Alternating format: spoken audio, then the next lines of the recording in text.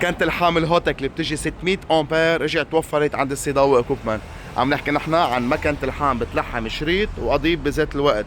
مثل ما عم بتشوفوا فينا نتحكم بالحام على الشاشة 0.8 ميلي 1 ميلي. طبعا بتلحم لها 2 ميلي ونص قضبان. نتحكم بالامبيراج مثل ما بدنا مثل ما عم بتشوفوا عبر هذا السويتش. جاي معك كل الاكسسوارات اللي انتم بتعوزون كرمال تعطيكم شغل مرتب. التورش تبع الميج بطول متر ونص.